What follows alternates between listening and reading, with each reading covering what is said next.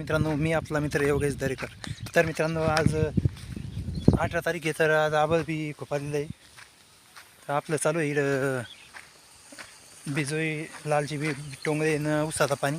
तर आपण आता टप्पा बदलून लावणार आहे पाण्याचा. तर तुम्ही बघणार आहे इकडं निघलेली एक नळी. ते मोटरला प्रेशर खूप आहे, कारण की आता मोटरला कमी झाली त्याच्यामुळे पाणी खूप मारवली मोटर. तर आपली बिजोई तरी 30-40% भरलेली मित्रांनो. फुली काही एवढी ती दिसून काही येत नाही त्याच्यामध्ये.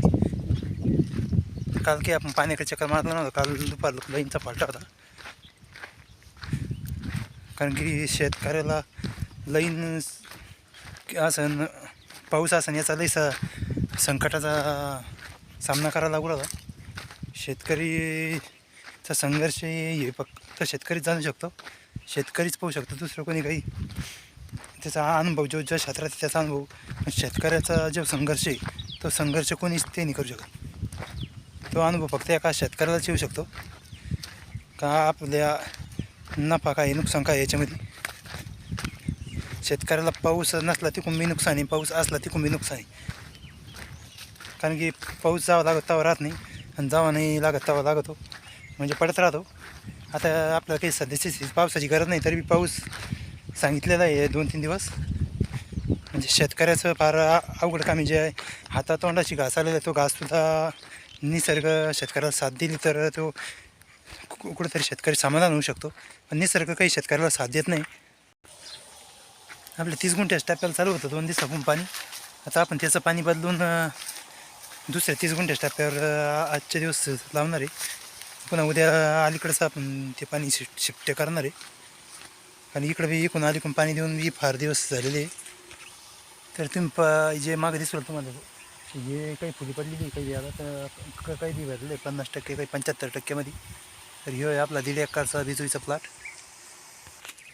तरी आपण याला निंदून महिना झाला. याच्यामध्ये काँग्रेस आणि ती गबळ बी फार झाले की आता आपल्याला त्याचं त्यांना शिकत मारू. आपण जाऊ हे गोंडे कापून घेतले जाईन तेव्हा ते आपण एकदाच निंदला होता फक्त, त्याच्यावर काही त्याची निंदणी झाली नाही. याच्यात आपण काही ठिकाणी तुम्हाला काही कॅमेरामध्ये काही आपण समजा दिसू शकत नाही. ते त्याच्यामध्ये काही ठिकाणी आगेमुळे बी, कारण की आपलं पिंपळाचं झाड तिकडं नदीमध्ये त्याच्यावर 2 आगेमुळे ते आता बऱ्यापैकी जे बिजोई राहील त्याच्यावर पालन करण्याचं काम चालू आहे, जेणेकरून त्याच्यामध्ये सुद्धा आपल्याला बी काही ना काही फरक पडून ब्याचा बी भरणार आहे म्हणून.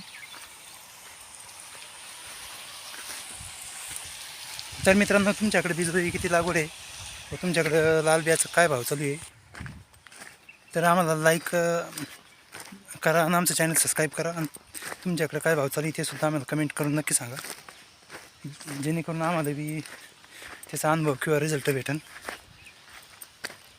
यात तुम्ही जे माग पाहता ते आपण अद्रक लावण्यासाठी बेड पाडले, त्याला आपण आणणार आहे शेणखत. शेणखत काय आम्हाला भेटलं नाही.